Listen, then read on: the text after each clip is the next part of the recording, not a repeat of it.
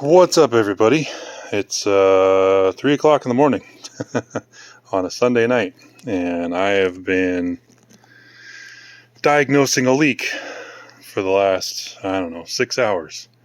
And then, all the other times that I've tried to go through and find a leak on this stupid thing. So, basically, we always had wet carpet, and it would drip on our feet, and there was always a little drip of water right here in this corner going down the dash on basically each side. So had the windshield redone, redid the headliner, so we checked all the drains for the headliner, blew them all out, made sure they were clear, make sure they were sealed and all that.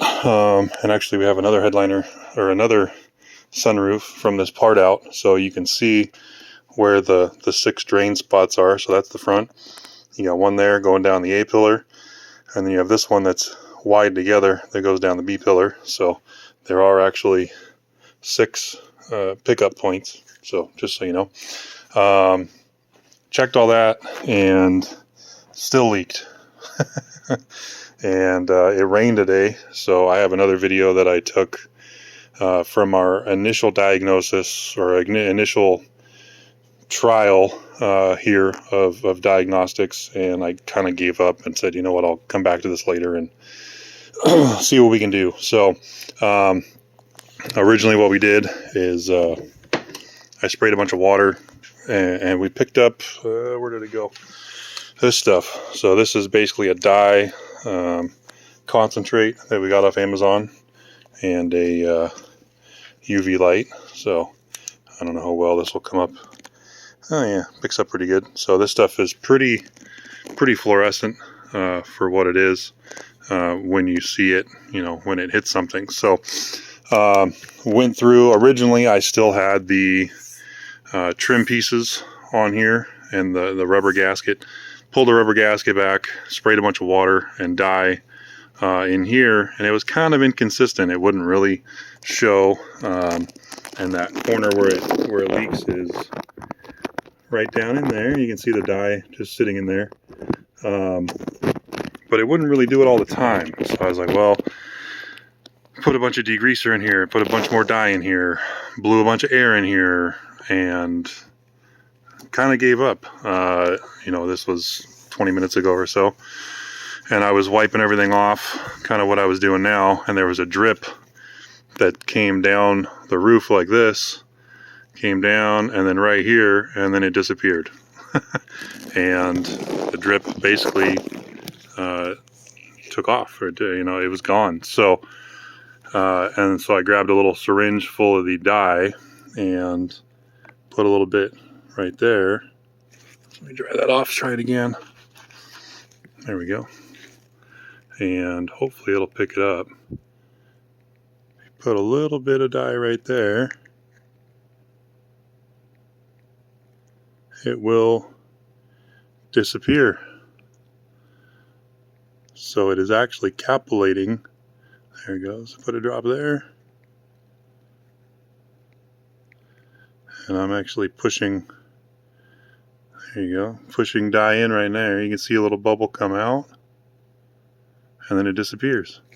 So through this body seam, it's capillating up, coming down, and then somehow, and I don't have one of these torn apart enough right now to know what exactly all is involved, but you can see now there's more down there. So we have one on the scrap trailer right now that I'm actually gonna cut this whole section out of, because I really want to know how they assemble this whole assembly.